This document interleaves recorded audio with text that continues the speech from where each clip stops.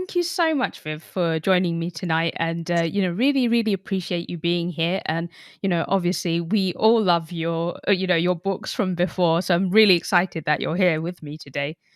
Thank you so much. I'm really thrilled to meet you. Fantastic. And so, without further ado, Viv Groskop is an award winning writer, stand up comedian, playwright, TV, and radio presenter. She's the host of the podcast How to Own the Room with over 2 million downloads and guests including Hillary and Chelsea Clinton, Margaret Atwood, Professor Mary Beard, Nigella Lawson, and very occasionally, of course, a man like Brian Cox, who was obviously on Succession recently. And her previous books include How to Own the Room, of course, which is Women and the Art of Brilliant Speaking, and Lift as You Can, Women Ambition, and How to Change the Story. As a performance coach, she works with women and senior teams in business and media, helping them to redefine leadership and authority and generally worry less about how they come across so they can actually do their own work, like me. We're talking about her new book, Happy High Status, How to Be Effortlessly Confident, which obviously, for anyone who's listening, knows this is exactly where why I need this.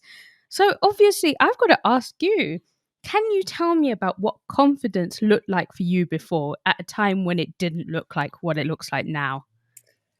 Oh, yeah, thank you. Great question. And thank you for that lovely introduction. I'm always a bit surprised when I remember all the people that I've interviewed and I think, oh, that sounds really good. And then like, oh yeah, I did that. Yeah, so it's always nice to hear that back. Yeah, the question of confidence when it comes to me personally is a really interesting one. And it's really one of the reasons I've been fascinated by this topic for a long time. It sounds counterintuitive, but I'm not actually someone who's really suffered hugely with their confidence. And it's partly because of that I'm able to explore this and I'm fascinated by other people's different responses. I think if in some ways, I wish I had some kind of amazing redemption story of, I used to be so terrified I had to hide a bush in every opportunity. But I've always been a fairly outgoing person. I was very close with my grandmother as a child, and my grandmother was an incredibly charismatic and extrovert woman.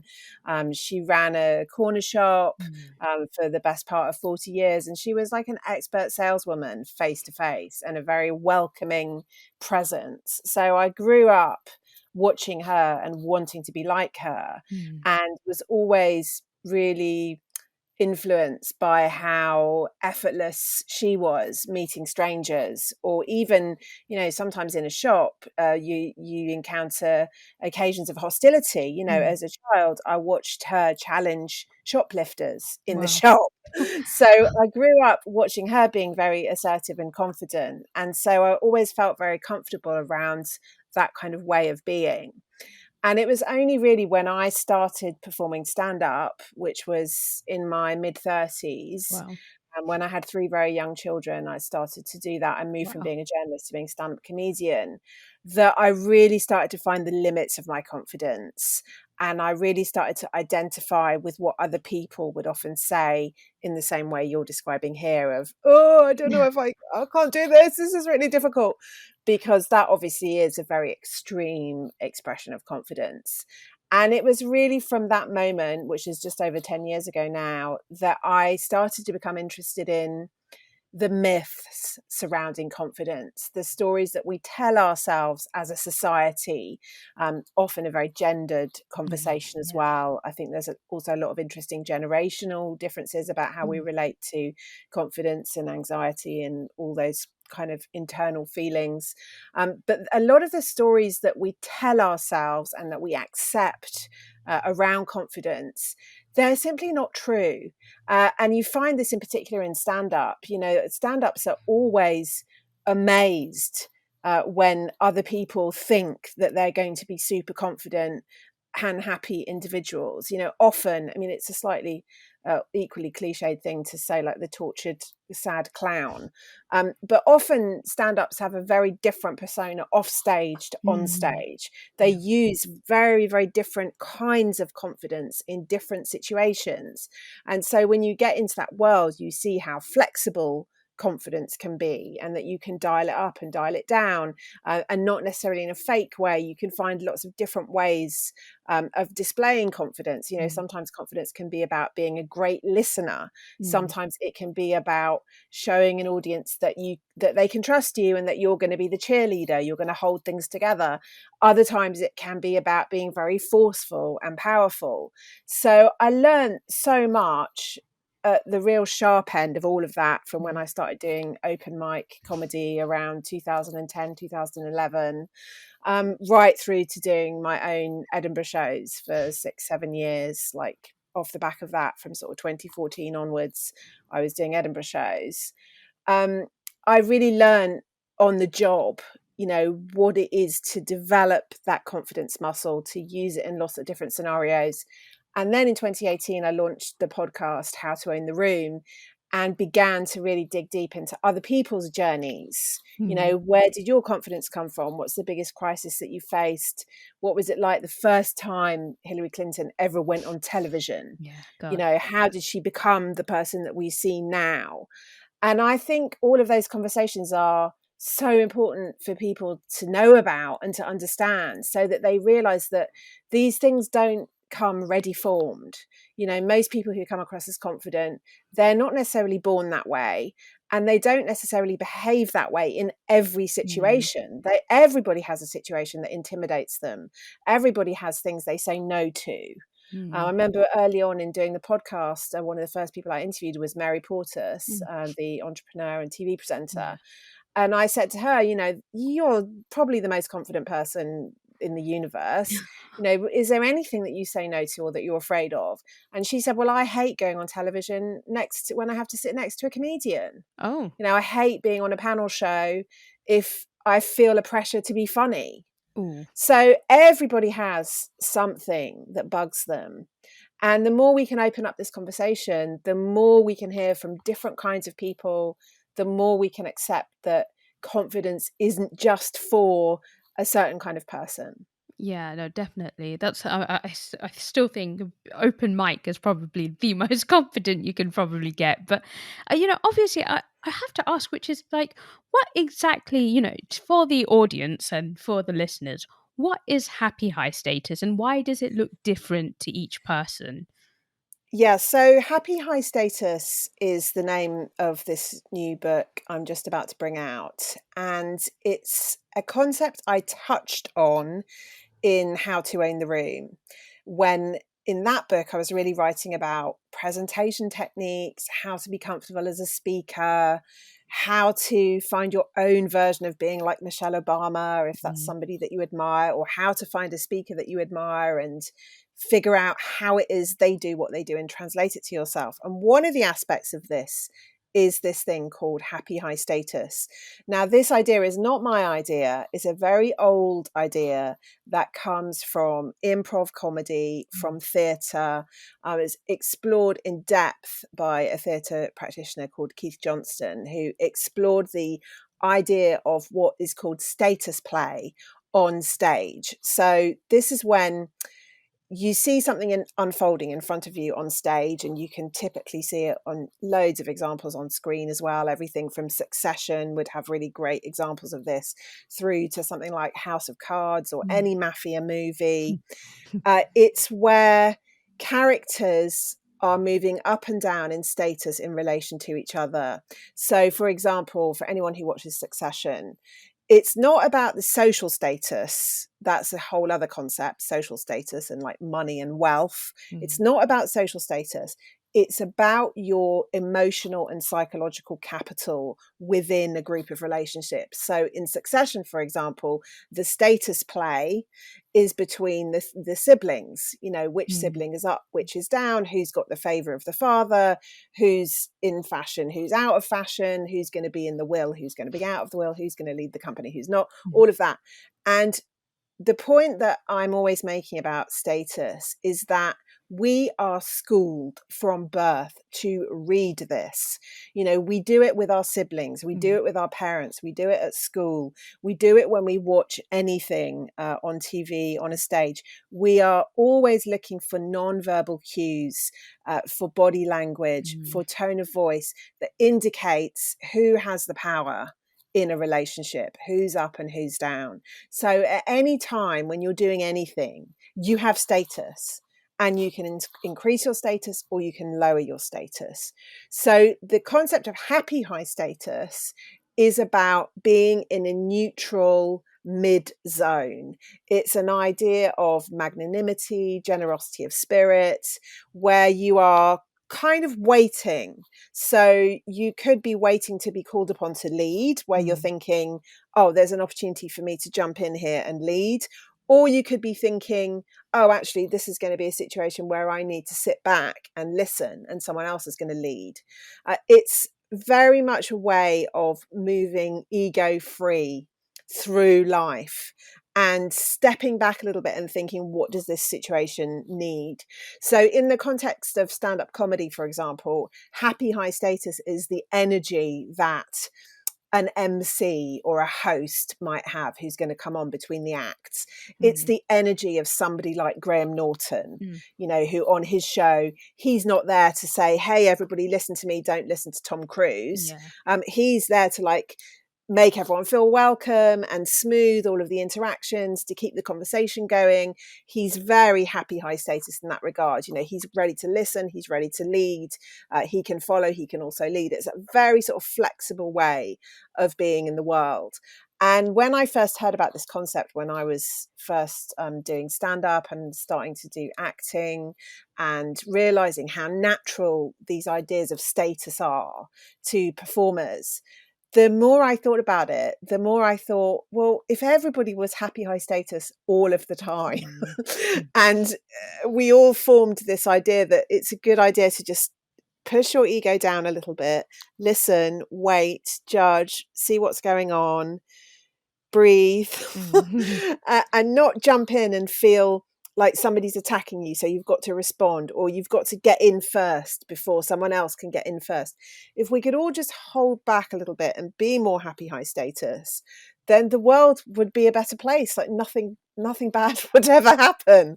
So I spent a long time thinking about this and thinking, this concept is quite abstract and it's quite difficult to transfer it from the world of performance into the world of real life. How am I going to do that? And so I dug into it a tiny bit in this book, How to Own the Room. And as soon as that book came out 5 years ago, so many people would ask me, what is happy high status? You mentioned that in passing. I want to know more about that. And it really gave me the confidence to think, oh, I think I can explain this to people, how important it is, and that people are ready to understand that and have this conversation. Yeah, no, absolutely. And it's interesting that, you made a few references there, which I will bring up again because I did find that really fascinating. But obviously, just wondering, like, what is the difference between happy high status and confidence then, I guess, for anyone listening? Yeah, I've chosen really to use this term happy high status in discussing these ideas more than the term Mm. confidence, because it is something new and weird. Mm. And it doesn't have any baggage for people. It's Yeah. something that people can think, sorry, what did you say? Happy high status? What is that? And it allows people to think afresh Mm. about how they feel about themselves. Really, it is a synonym for Mm. confidence, but I didn't want to use the word confidence, and I would like us to move away from using that word where possible, Yeah. because I think so many of us have so many negative connotations around confidence. Mm. We feel that it's something we've heard from childhood. We've all heard a teacher either say to us or to someone that we know, you need to be more confident, or Mm. you need to be less confident, you need to pipe down, you're more confident than you need to be. Yeah. We've all heard those, like from teachers, from parents, from people that we've worked with, that somebody is either too confident and full of themselves, Mm. or, oh, what a shame, they lack confidence, don't they? And it's become I think something that really weighs people down, Mm. that they don't, and it's a very nebulous concept. I think we all actually interpret confidence completely differently.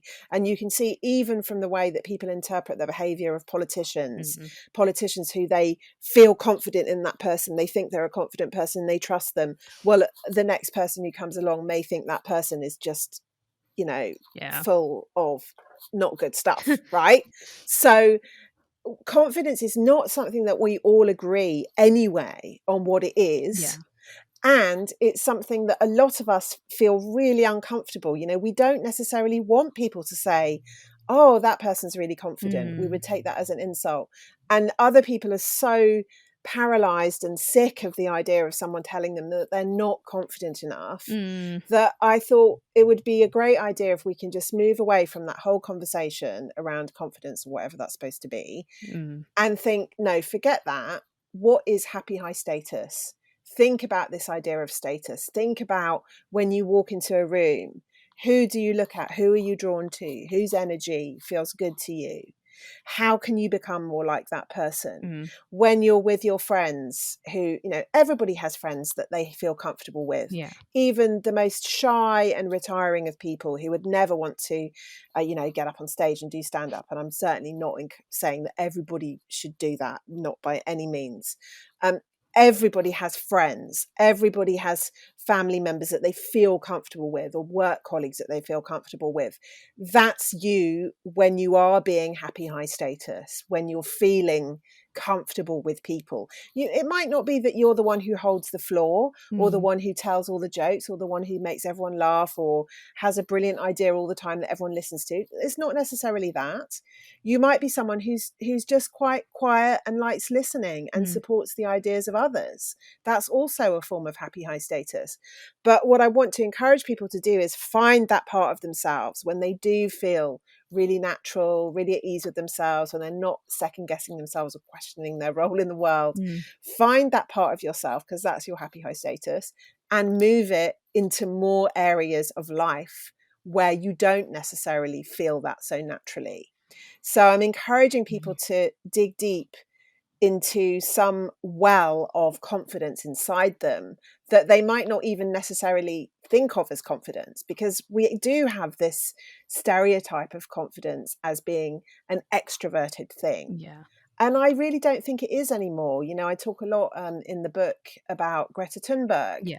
and Mm-hmm. she's a brilliant example of somebody who is clearly not someone who would otherwise go into musical theatre. No. She's a naturally shy person. She's talked about having depression. Yes. She talks about her Asperger's syndrome. When we see her speak, she speaks slowly, quietly, softly. She speaks in a second language in which she Mm. can't possibly be as confident as she is in her first language. Yeah. And yet she has a way about her that makes you want to listen to her. She Mm. has her own version of happy high status. And it's this personalized, individualized kind of Mm. confidence that I'm encouraging people to mine. Okay, so that's true. I'm like, because I totally agree with you. I saw Greta Thunberg, and she is just quiet, but just so powerful still, even when she speaks. But how do we get to, say, a Goodfellas level of happy high status? Yeah, right. Yeah, so I'm really intrigued by happy high status when it has pushed over into something that's a bit more psychopathic, because clearly, and you see great illustrations of this in fictional form, in mafia movies. They're a fantastic example of this. I'm really fascinated by this, partly because of the gendered aspect of it. Mm. We very rarely see, or we're only just now starting to see, examples of women pushing that happy high status into a very aggressive form of charisma, Mm. where you feel so convinced of your own confidence that you can tell other people to commit a murder, or you can commit a murder yourself and feel great about it. That sort of mafia energy. And I'm very intrigued by how we seem to feel more comfortable with seeing that on men as compared to women. Mm. And I'm really interested in examining that, and also in examining the women characters. We start to see more now Yeah. in movies, and I'm thinking in particular of the series Ozark, where there's Mm. a few female Yeah. characters who are definitely tipping into that kind of energy. Now House of that is, Gucci as well, I yeah, think. Yeah. oh yeah, totally, yeah. Mm. So the reason I'm encouraging people to look at that is to ask themselves, what if you were to channel that kind of energy? If you think it's interesting, what if you were to channel that and use it for good? Mm. So, how do you find the conviction, the fierceness, um, the kind of relish that those characters have of power? How do you convert that into something positive? Mm. Because I think that can bring a very strong form of leadership energy, of something Mm. that is interesting and dynamic. How can you take that sort of ball of what can turn into a very negative form of power and charisma? How can you use that for good? And in particular, how can you question some of the gendered assumptions that we have around extreme manifestations of power? So, you could take an example of someone like Trump as Yeah, well God. and say, okay, so what does the female version of that look like? I'm not even sure that we've seen that yet. I'm No. not suggesting that I invite that into the universe.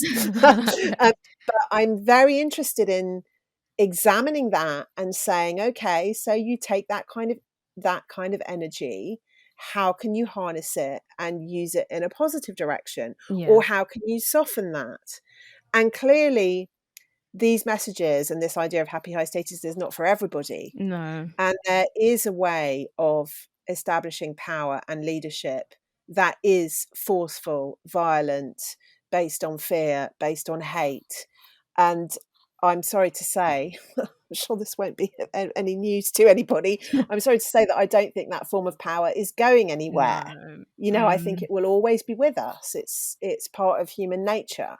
But I do think that over the last 100 years, and certainly over the last 50 years, we see so many developmental changes in society, so many different kinds of new leadership and new power, that power isn't necessarily being replaced, Mm. because I don't think it will ever die out completely, but it's certainly being challenged. Mm. So the ideas that I'm putting forth with this idea of happy high status and, find mafia energy without the murdering, they are really designed for people who would like to have more of a role, to step forward and lead, to speak up in situations that they don't feel comfortable speaking up in, to be more comfortable with themselves so they can get more done, but who feel really put off by that old-fashioned model of you need to be really strong and Mm. powerful and scary, because clearly that is not for everybody. And the more we can see this flexibility and this new style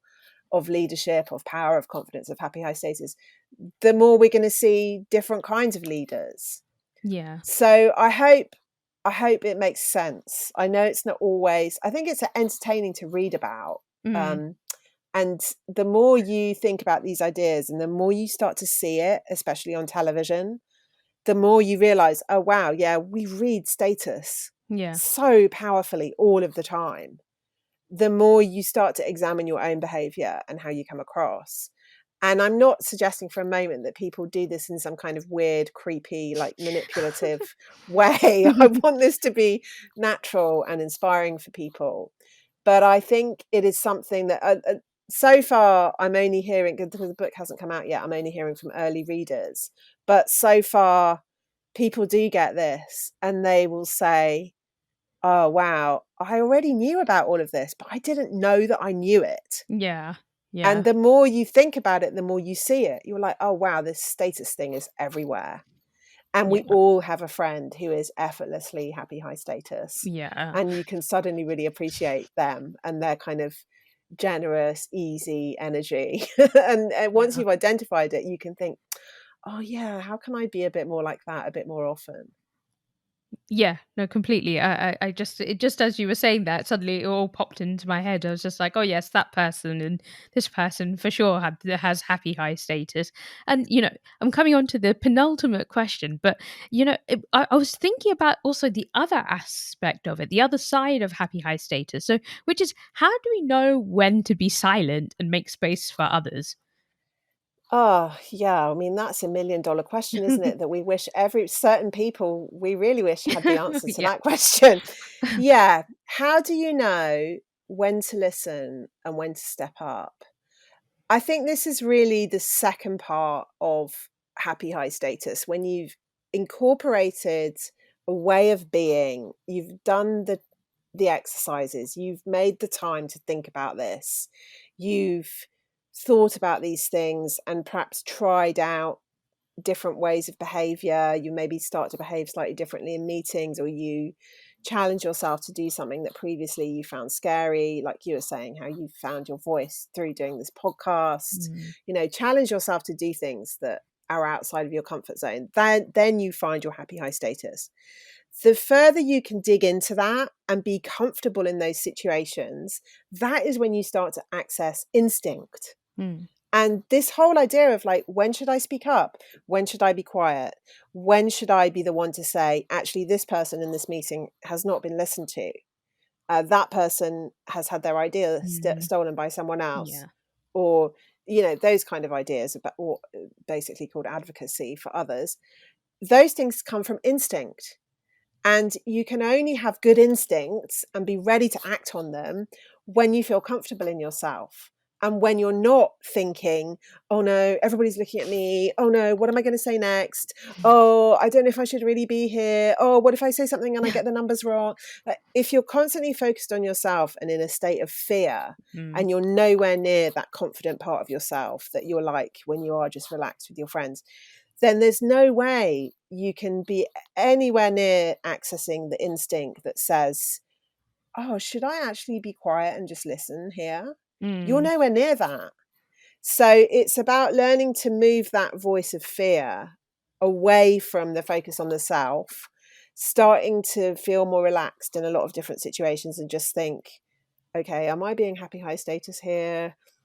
Yes, breathe, just relax, put focus on other people. And the more you focus on other people and what they're experiencing, and whether the way that you're behaving is actually coming across as appropriate, your points are landing, actually your listening is needed in this particular mm. situation. The more you do those things, the more you're tuned into instinct. And it's instinct that's going to help you in that situation. That's really interesting. Yeah, no, you're right. I think, yeah, you're right. We tend to be very inward when it comes to sort of fear, isn't it? So we forget, isn't it, in that moment that actually, it's not just about you. There's another person there, maybe, that we need to build space for. Oh, love it. Yeah, thank you so much, Viv. I think that was a really positive note for everyone to hear, because obviously, yes, we were talking about the fact that there's been this pandemic and so much has happened, but I'm glad to hear that there's this conversation that's also being had at the same time, and that actually things hopefully will get better because we are having these chats as well. So thank you so much, Viv, for writing this book and sharing it with the world. And we're all excited for when it comes out. And so, yeah, really, really congratulations on it. Oh, thank you so much. I love talking to you.